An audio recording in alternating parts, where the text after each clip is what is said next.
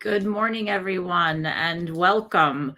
We're super excited about our panel today. The topic is mental health benefits of neurodiverse workplace. I'm super excited to be leading this discussion. It's my first time, so hopefully I'll not mess it up.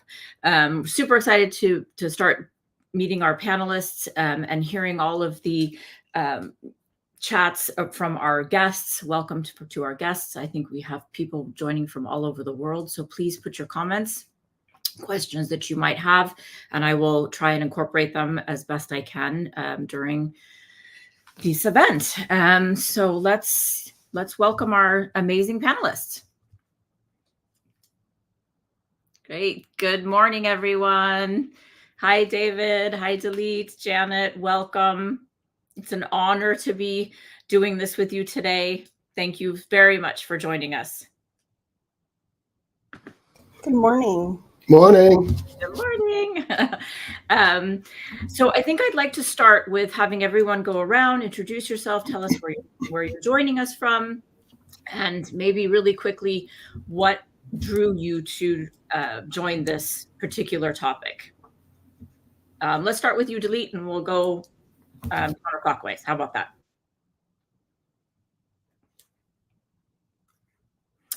Ooh, we can't hear you, Delete.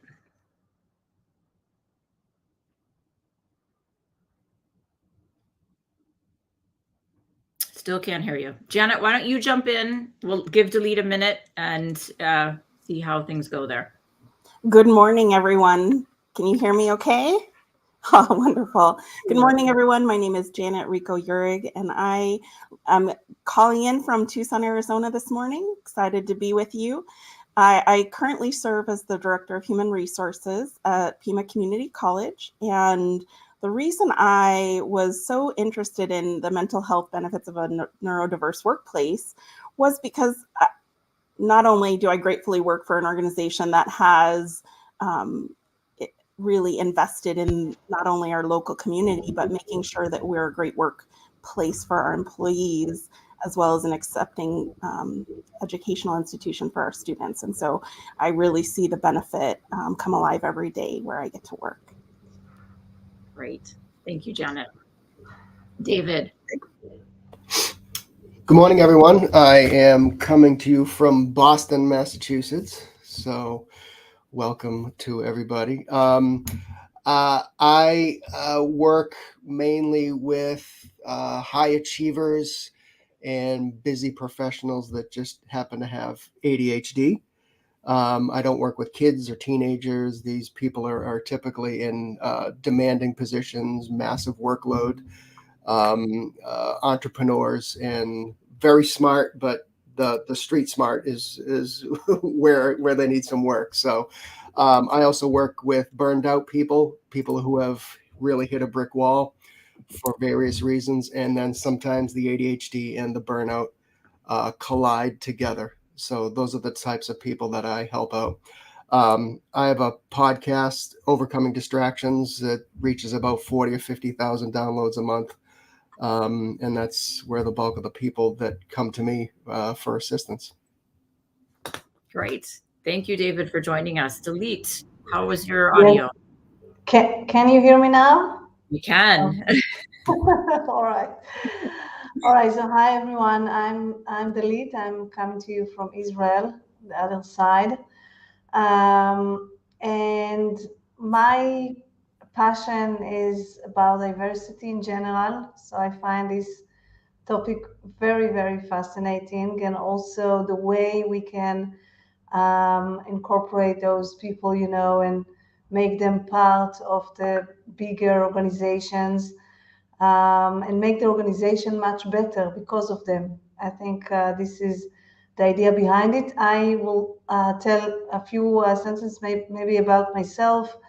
Today, in the last couple of years, I'm an independent consultant working with global organizations in different industries. But before that, I spent almost 3 decades in organization as HR, VP HR, and CHRO, also in different global organization from Israel, and also I used to live in the States. And again, very happy to be here. Great.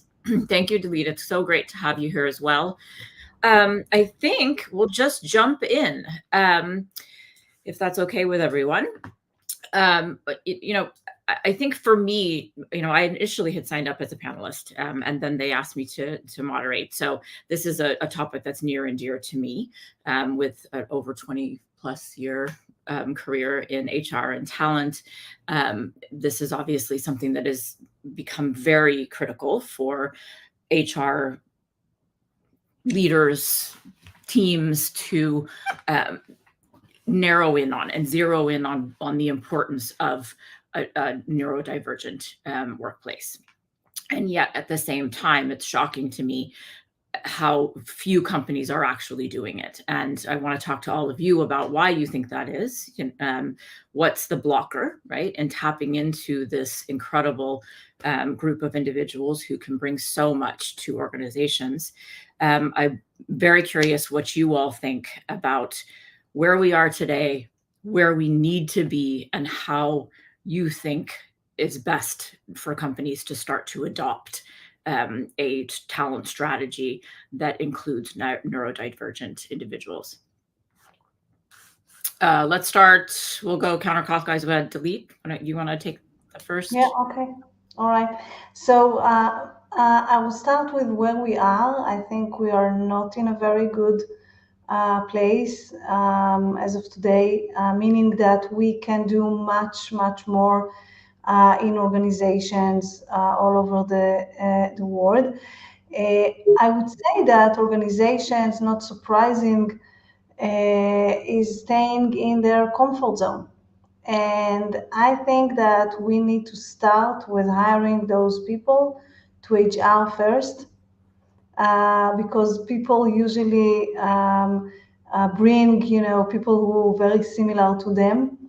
And this is how we can inject more and more diversity. By the way, in general, we had the same issues with women back then in the days. So I think this is, for me, this is the way that always I injected diversity and different talent, to the organization that I used to work for and led teams. I think this will open up the organization, obviously, and bring a lot of innovation and different thinking. And for me, it's everything almost. It's about the culture in the organization and the leadership that goes hand in hand. So we need to educate leaders much more on that, and to move aside, the ignorance, I would say, about those people, because sometimes it's about we don't know what we don't know, and we are afraid about what we don't know. So I think we need to educate our leaders, and then we need to design the culture to fit the diversity in general, and specifically for this kind of talent. Janet, you want to go ahead? Yeah, I love that piece about culture, right? And often, many times, organizations can be fearful and think that we have diversity commitment in our organizations. And so really, I think the opportunity to break down what that means and establishing resource groups for neurodiverse employees, celebrating, right, neurodiverse awareness, events, activities, so much beyond performative, just like for any diverse group, but encouraging open communication about diversity in the workplace. It's already there, right? And so in terms of making sure that we talk about it positively, of course, and in turn, of course, making sure that we're celebrating those unique contributions of neurodiverse employees. I think those are some of the things that we can begin with. David. Yeah, I think there is, as Dalit alluded to, there needs to be a level of maybe awareness and education in terms of leadership and other people in those positions within organizations. I think, and I'll use the example of ADHD. I think the moment somebody who doesn't understand ADHD or other neurodivergencies, all they do is that they first go to the boy who's hyperactive and he's ripping apart the classroom, and that's what they think, and that's what they think they're going to get for an employee or a team member, versus understanding that if they just had a little more understanding of these neurodivergent ADHD, other challenges somebody might have, if they're put in the right environment and given the right conditions, they could actually be one of your best employees. Everything from problem solving to values, and the list goes on and on. So I've worked with more people that have challenges going to leadership or their boss saying, I know how to solve this problem. They won't let me do it. And that is such a shame. For example, I had one person who they were working on a workflow system, and they knew they were a product manager, and they knew how to adapt the system to work better for their team. But leadership had IT lock it down, so they couldn't make changes. So they were stuck in a system that didn't work for them, and they knew how to actually move the organization forward. So I think a lot of education, a lot of awareness about people who just might think differently. Absolutely. I agree with all of that. Training and coaching people managers, and, to equip them with the skills, right, to manage also neurodivergent team members is important. Do any of you have some good thoughts on what type of training you think managers would need to support these team members? Anybody want to take that? David? Yeah, I can take it. I mean, it's just bringing in somebody that can, get leadership and others to kind of change their way of thinking and understand the benefits. Again, I go back to that. There seems to be a negative perception about people that think differently, and it's going to be nothing but trouble for them. But again, with the right environment, the right accommodations, somebody can thrive. But leadership does need to, just like me going into an organization and training leaders about what burnout is and how burnout is experienced. The same thing with neurodivergent brains is there needs to be a healthy level of training. And if they have an open mind, they can understand that they could actually move the organization forward. So absolutely, training is an absolute must. Education and open mind. Well, Janet, I'm curious to hear from you, because I think that you probably have a program, an initiative in place that you would have an interesting perspective of how you do it at your company. So much of training programs and neurodiversity awareness is beginning the conversation. And so sometimes it is just, like David said, hosting workshops or panel members who are advocates and experts in the area. A lot of times there are some really great neurodiverse awareness modules, and incorporating that into your current diversity and inclusion training can be really helpful. But making sure you have different modalities. We've found that not just people presenting, obviously, right, will solve the problem. And so videos or passive learning, articles, online courses that surround the topics, because so much of it, you have to have those different modalities because people learn differently. And so we at Pima Community College really try to encourage employee-led initiatives. So whether that looks like a lunch and learn or discussion group, people being able to say, hey, I'm neurodivergent.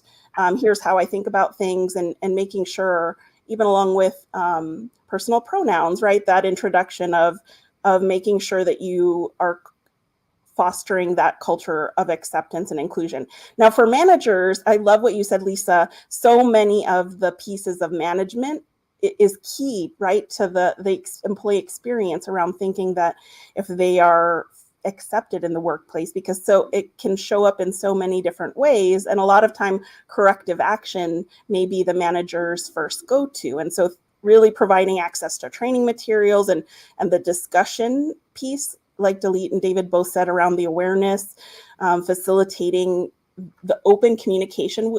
What we do with managers is make sure that they're talking to each other and really highlighting what are some of the topics in general, right? Because we don't want to, in HR, we have a hard time making sure that we're not kind of putting on any particular employee on blast, but the opportunity really to facilitate that. How have you handled this in the past? And so mentorship, of course, along with the employee side, but also with the manager side, and thinking about how can they address those concerns more appropriately and effectively. Yep. Yeah, and I would add maybe to do something which is not just training, in the classroom and raise awareness, but actually go and meet those people, maybe speak with leaders who already are managing, those kind of people, and learn from them what works, what doesn't, and all the benefits. So I would go and look for managers who are doing it already and trying to learn from them, real time. And again, sometimes it's even crazy enough that we have, among the managers and the leaders that we have in the organization, we have those kind of people, and they either don't step forward, to say, I have these challenges, and I'm dealing with this and that. And I think this is our opportunity as the agile team, to let them be the example, and to be courageous enough to step forward, and then the entire organization can benefit from that. Even sometimes they have a child like that at home they can speak about. So we are surrounded by those amazing people. So it's not going to be very difficult to find and learn from them, again, real time, and from real people, and not just in theory. Yeah, absolutely. I think I'm going to touch, Janet, you mentioned something that was very interesting to me, that we need to train in different ways because people learn in different ways. And I think that that's where a lot of organizations stumble, because they think, okay, well, we'll just bring this, to your point, a speaker in, and then it's going to be all okay, right? And everyone's going to understand. And we all know we've been doing this long enough collectively, probably a long, long time. I won't even guess how long we've all been doing this, people, places, and culture. But I think that you need to be able to have a communication program, or kind of that full loop, a loop of communication, but not just for employees, but for managers as well. And, I've been doing this long enough that neurodiversity was something that you didn't talk about, right? A lot of times I would know because I was, the leader, right? I would know because maybe during one of my one-on-ones with an individual, they would, reveal something. But there's been a lot of, I'm not sure if shame is the right word, but, personal, right? And, it's very, it's a personal topic, right? And a lot of people don't want to talk about it, right? I happen to have a son who is neurodivergent. And so for me, when we discovered this, it opened up a world for me, right? That I hadn't been exposed to. And it made me a better manager because I was able to first of all, see signs, right, of that, because I had it in my house, right? And to start talking about it. And then I was able to coach my managers because at the time, we didn't have that option of bringing people in. It just wasn't around, right? To help them better manage individuals, because they could get frustrated and, come to me and, I don't understand what's going on. I'm not able to get what I need. And I was able to coach them through that without necessarily revealing what was going on, but the different ways of communication, right? And how I call it differentiated communication. How you get something from individuals is different, right? Each person needs to be different. You can't speak to everyone the same way. So given that the population, and I did not know this, that almost or close to 30% of the population is considered neurodivergent, I believe that it's almost an indefensible talent strategy not to consider the needs of these populations, right? So, we all know many divergent people's behaviors run counter to common notions of what we make, what we consider a good employee, right? Solid communication, EQ, persuasiveness, ability to network, right? That community can be hard. How do you think companies can adjust their HR processes to make sure that neurodiverse versus neurotypical candidates aren't screened out because of their needs? And I think AI kind of plays a little role in this too. And that is a hot topic for all of us, right? Of how do we do that, right? To make sure that we're not missing out on these candidates that bring, an amazing knowledge base, bring, to your point, Janet, innovation, you as well, Delete. It's important. What do you guys think about that? I think we need to bring a lot of different tools and platforms for employees to use. And exactly like I know that, for example, in school, those people can sometimes take the test instead of writing, but in speaking. And even sometimes, in small age, they can paint or they can demonstrate it in different ways. And I think we need to be open and creative. For example, I think about feedback, all the organizational survey that we do on a quarterly or annually basis. And for some of the people, it's quite difficult to answer those 50 questions, one by one, and read all the question and answers.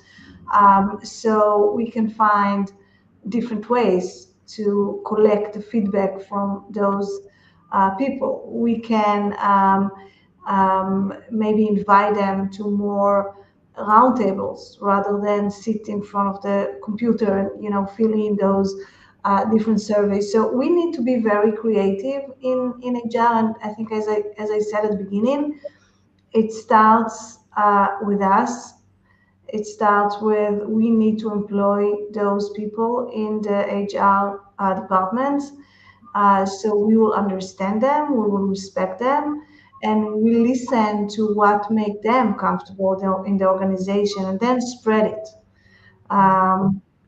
So just to summarize, I think we need more tools, more techniques, more strategies to engage our people and to make sure that we are including them and become very inclusive in the way we operate. David, you want to jump in?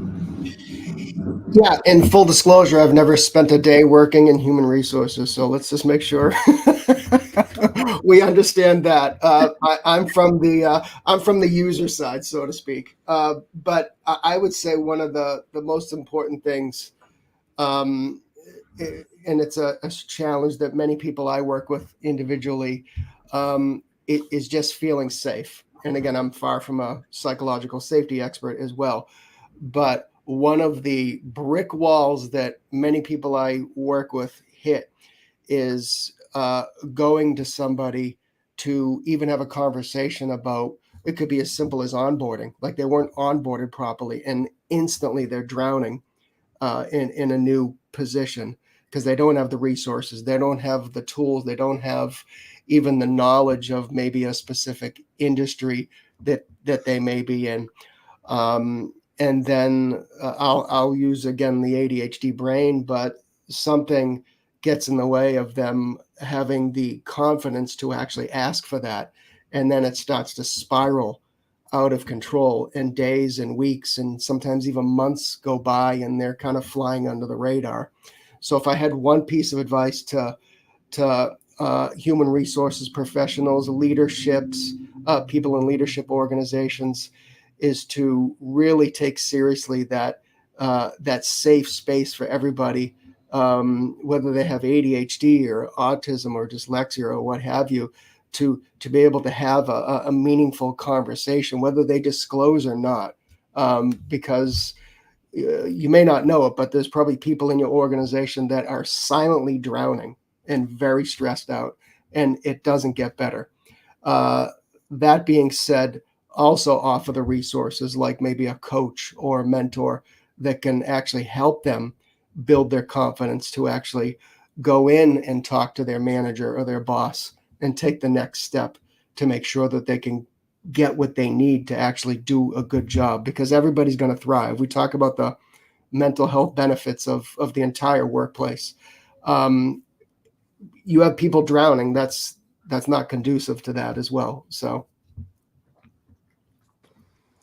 I would say, David, that's so important, especially when you're looking at the hiring processes, right? And in terms of making sure you're developing a system that speaks to what you just shared. And for us, how we do that is one of the kind of building a universal, thinking of it from a universal design perspective, so that you are catching those folks that don't know how to ask for help. And so making sure, even in the recruitment processes, using plain language, right, and clear instructions, looking at your job posting, and are you explaining the myriad of acronyms that your organization has? And so, right, making sure that it is plain and consistent in the entry conversation, which is that job posting, the application materials. Obviously, most organizations are required to have accommodations listed when we're doing searches. So that's kind of the threshold. I know there are several people in our organization who's like, well, but that's just the bare minimum. What can we do? And so making sure you're listening to the advocates who aren't in HR and thinking about, well, what would make it easier?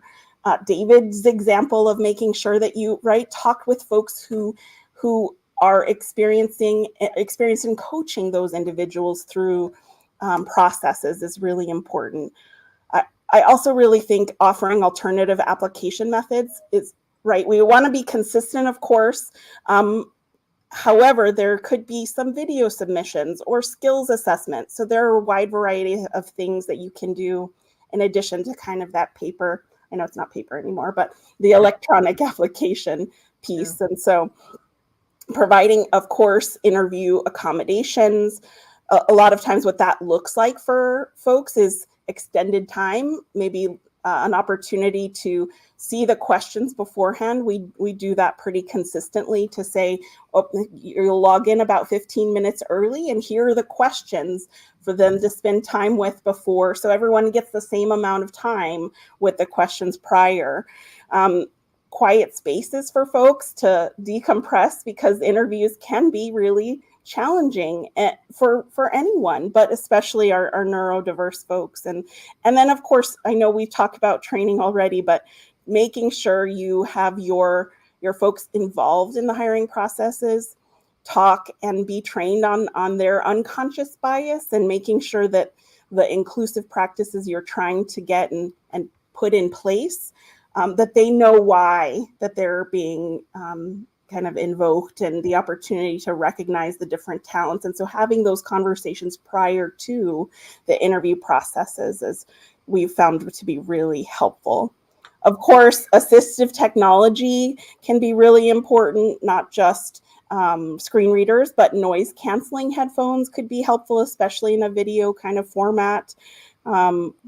Providing flexibility for your current employees. David brought up kind of, you already have folks, so maybe it is flexibility in work hours or job duties to accommodate some of those individual preferences and needs. And obviously, having a centralized request process with clear guidelines and procedures can be really helpful, and the opportunity to support those neurodiverse employees who are currently in your systems.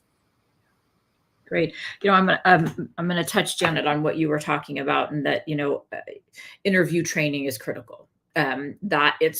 I almost think it sort of starts there, right? I think that so many times, and we've all probably experienced this with employees that are part of the interview process, not potentially trained properly, right? I can think of a million times that someone has come to me after an interview and said, "There's something wrong." Because that's the first thing they see, right? Is there something, and instead of "it's different," there's something wrong, right? Or they'll say, "There's a red flag," right?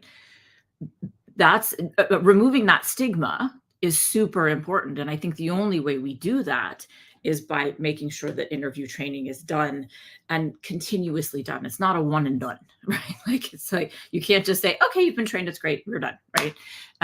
Because things evolve, right? Things change, right? We need to be open to, new things. And so I think organizations need to, in my opinion, make sure that they have a robust interview training process in place for managers and, just anyone who's interviewing, right? I mean, I didn't always have just managers interviewing, right? I mean, it's not just people managers, right? That they understand that that removing that stigma around red flags or disability, the word disability, right? It has so much stigma there that, removing that and breaking that down is so important. But I do think that a lot of it is, I agree with you, the interview training. I would add to that it's almost a systemic, challenge, because you could have a manager that may be conducting an interview and they see a red flag in their head and they're like, "I'm already stressed out, I'm busting my butt, and I don't need this problem. So bye, give me the next person," and that person doesn't even get a chance. Yeah. So it's almost a systemic failure at that point that that person doesn't get a chance, because that manager may already be in a stressful situation, and that person just doesn't want to deal with somebody that might think differently. Mm-hmm. Yeah, I agree with you. I many times will look at feedback on candidates, and I would say actually a lot of the time I'm the first person that a candidate will talk to, and I'm usually able to pick up that there may be something there, and I will look through feedback in particular about a candidate, because I'll go, "Okay, wait a minute, there's something I'm seeing there," right? And I actually think this is something that an individual that could bring an amazing amount of benefit and growth to the company. And I'll go and look in feedback. And a lot of times, to your point, David, there will be comments in there of, "This is going to be work," right? Having this person, I think they're really smart, I think they could do really good, but they're going to be a lot of work, right? And so it's that initial, like, "I'm already so busy, I couldn't possibly," so they immediately write them off. No, and understand, people come to, say, an ADHD coach or a mentor or a person like that because they want to do a good job. Yeah. They want to do a good job. Otherwise, they wouldn't be looking for assistance and mentorship and advice on how to get through the day and the week. They want to do a good job. Yeah. And I think it goes also back to managers, education. It's not about just the effort that they will need to invest, but actually the outcome and how beautiful, things they can actually create. And again, I think that we need to speak more and more about the different rather than misfit or hard work on or all those kind of things, because we want different people in the organization. We don't want everyone the same. And this is something we need to speak with our managers and leaders in the interview part, in the entire talent acquisition process that we are conducting. because usually they will choose people who are very much like them. And we need to make sure that they are building diverse teams. Because we know from research, many years, that those kind of teams are doing much, much better. Over time, in the long term, they are coming with much better outcomes and results. And I think this is where we need to take the conversation about neurodiverse, people, and diversity in general, of course, but specifically to this topic. What will come out of that, and not what they will need to inject for that. Yeah, absolutely. Delita, I have a question for you on that. Do you think that training alone, or coach, I think maybe coaching more, but I'd be curious what you think. The training alone, do you think that there's a way for us to train so that people can see that potential outcome, right? Because it's hard to know or to see if you haven't experienced it, right? That if you're not, this is not real time, right? And you're not seeing it in the moment, then it's hard. You think that training alone will do that, or are there other approaches that you would suggest? So training is also a very general word, right? Because different people are learning in different ways. And this is where exactly, by the way, diversity comes to play as well. Because some leaders, they need figures and facts, and we can bring that to them. Some needs some experience, so we can meet them with this kind of people and talent, or managers, as I said before, managers who are already managing neurodiverse talent, and so on and so forth. We can go with different type of training for different leaders and managers, as long as they understand deeply the benefit of hiring and employing those kind of people. Yeah. Janet, David, do you have any thoughts on that? I did, and something you said earlier, Lisa, really pulled at my heart. Right, the opportunity that in a training, of course, is crucial, but it has to be a part of that comprehensive strategy. And I think that's what you said earlier, Lisa, right? The opportunity to create an inclusive and supportive environment. So culture, like Dalit has said, making sure there's role models and champions, like David has said. David's statement of the ensuring that it's working against systemic issues, like, oh, that's totally why I went into HR. And so for me, inclusive policy development, making sure that you're actually making your workplace accessible, right? So the accommodation, personalized support plans in terms of the opportunity to help modify work environments and tailor job duties. And so I think the other thing that you shared, Lisa, for me that's so important is that feedback and improvement loop, right? Regular, consistent feedback from the managers, the opportunity to talk, I think, a little bit about what we've shared in general is that awareness and sensitivity, fighting bias, and really making sure that the leadership buy-in, securing that buy-in from the top is really important. The other piece that the last piece that I'll share is the accountability of that. And so holding managers and leaders accountable for fostering that inclusive and supportive neurodiverse workplace, because without accountability, it will just fall, right? More employees will say, oh, well, they don't really mean it when they say X, because that's what you walk the walk when you have an opportunity to ensure that inclusive environment. Yeah, I think that's important. Walk the walk, talk the talk, right? Like it's super important.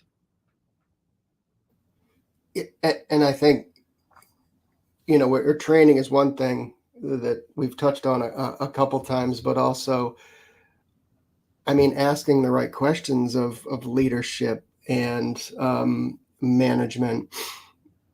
So, for example, what if I told you we could have team members in here that thought differently, that looked at problems through a different lens, could solve problems that worked according to values? Okay, so maybe they're 5 or 10 minutes late to work in the morning. You know, maybe they need some type of hybrid work environment. Like you say, maybe we need to buy them noise canceling headphones or move their desk or whatever that simple, very inexpensive accommodation might be, and the support systems.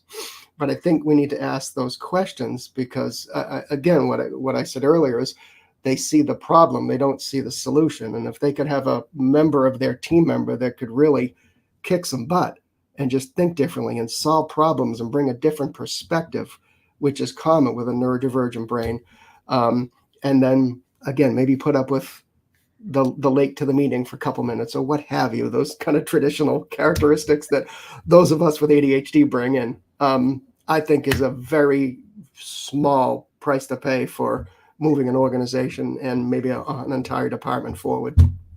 Absolutely. I agree with you. I think that the ability to look past some things, right? You know, I mean, that's one of the first things I learned having a child with ADHD is the looking past the things that at first irritated me. Like they're minor, right? They're silly, but until you have that in your life, they don't seem silly, right? Until it's a thing, right? And you go, oh, okay, well, that's just silly that he, you know, forgets to put things in the dishwasher or whatever, right? That's silly. I can look past that, right? And look at to your point, to everyone's point, you know, the outcome.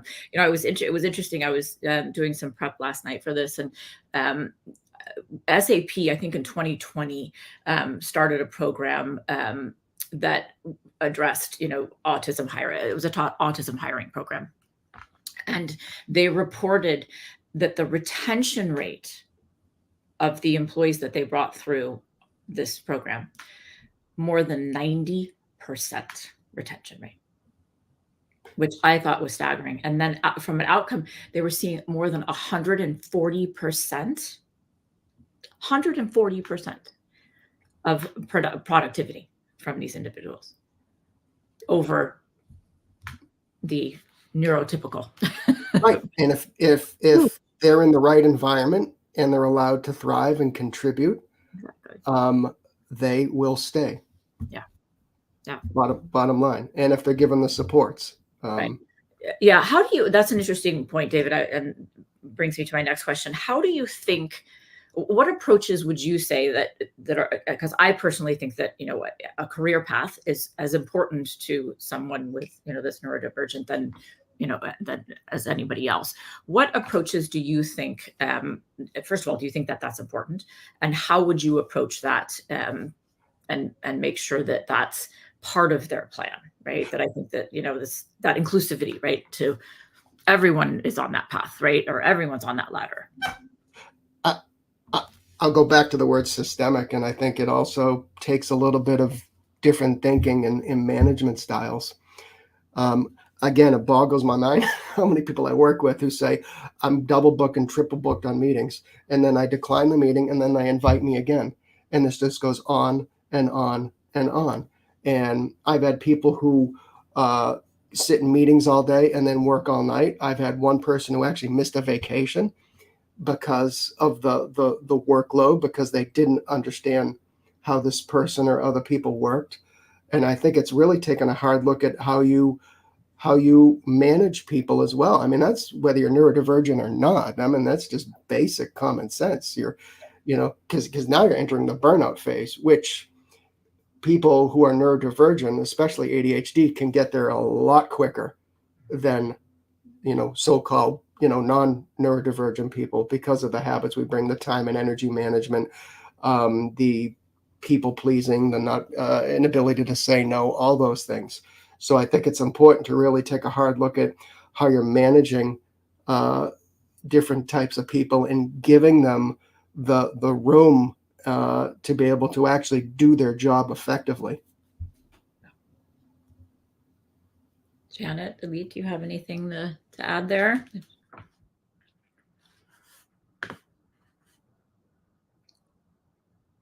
No. Oh, Janet. Yep. Go ahead.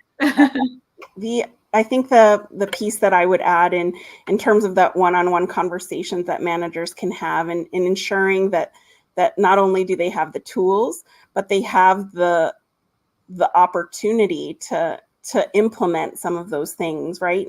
And teaching, even I would liken it to even first generation workplace folks, right? So we talk a lot about first generation students, but there are a lot of times people don't know in the workplace because they've never been in a professional setting before. And so again, I would hearken to kind of that universal design and teaching all folks how to best manage their time and thinking about it so that it is not, I think you talked a little bit about shame earlier, Lisa, and that I think really resonated because there's so many opportunities that people feel that already less than, right? And so making sure that even in those one-on-one environments with your supervisor or coach or folks that you're assisting, that is not present. So making sure that inclusive kind of culture of care is what we call it, and it is evident and present so that they do feel like they're able to kind of come to the table with their whole self.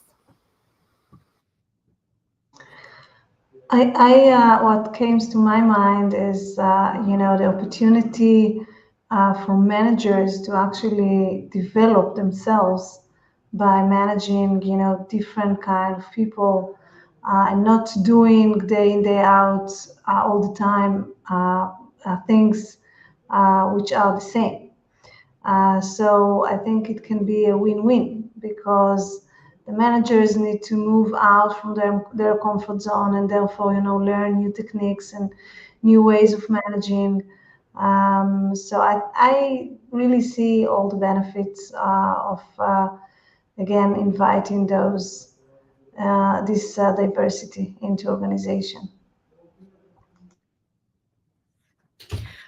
I have a question about ERGs because this is something that I've been thinking a lot about for this in particular. And do any of you have experience with having implemented an ERG around neurodiversity in your organizations that you can give us some thoughts around, and how you approached that, how you potentially started that, and any outcomes from it? I'm thinking, Janet, you probably have the most. I'll leave this to the HR professionals. We are looking at starting ERGs. The college has had it in the past as it relates to, right, the awareness days or events and activities around employee resource groups. They've called them a couple of different things, but we're working more recently with our chief culture officer, who is not in HR, which is an interesting take on. So I think ensuring that your organization can, from multiple departments and divisions, come together so that it is a sustainable program. And so one of the ways that we have done it, and we're hoping that in this kind of environment it sticks, is providing much more of that grassroots effort.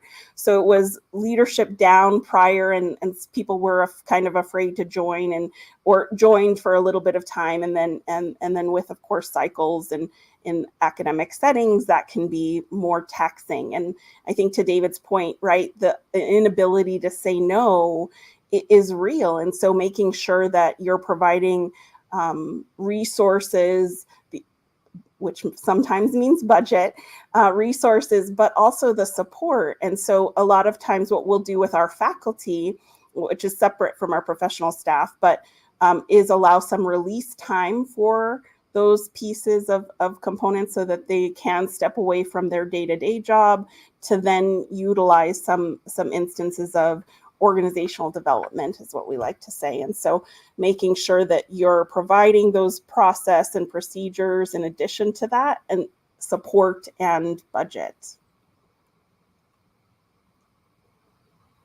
Dalit, have you had any experience that you'd like to share? So I have something from the far past, because as of today I'm external consultant.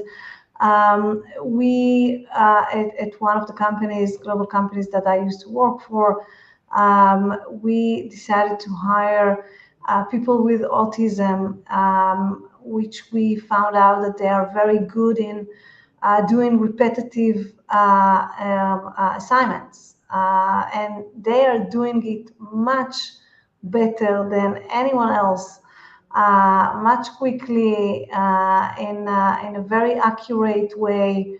And they don't get, tired of doing it over and over and over again, being very specific and being very accurate, bringing high quality to the table. So we had a real program, a whole program around it, to bring more people with autism to the organization, create an environment for them to work and thrive, and also to feel and be part of the team, which was obviously very challenging. But over time, as I said at the beginning, we tend to be afraid from things that we don't know, and when we know it, and we get to know it even deeper and closer, all of a sudden, actually we can fall in love with the idea. And we found amazing people, so talented and so nice and so sensitive. So the entire environment actually changed because we brought them in. It was a great success, and yeah, I recommend it. Yeah. Janet, you brought up something in the prep for this panel that I wanted to touch on, is how do we measure the effectiveness of this, right? How do we track the progress of how we're doing? And, you talked a little bit about surveys, and do we think that that's the right mechanism to use, or is there something potentially other than, something else that we should be looking at, right? Because I'm not sure, I'm not convinced that surveys are going to give us that data, right? And the data is super important, right? We all live in data, right? Right. And I think the opportunity to ensure, right, a lot of the bottom line for organizations is, are we measuring the effectiveness of efforts in terms of work product, welcoming environment, right, engaging and addressing our bias? And so thinking about, I think you and David, right, in terms of the conversation, talked about retention rates being high. So think one of the things that we look at in terms of tracking retention rates and turnover, looking in exit surveys to say, do we have a higher proportion of neurodiverse employees who are leaving our organization, and why? And so I think it's so much, yes, we can look at measures and metrics, but a lot of times it's that qualitative data, the stories of folks' experiences that can help inform changing processes, changing policies, to make sure that there is employee satisfaction kind of across, not just for, hey, are we a good workplace, but hey, did we give you the tools that you need to be successful in your job?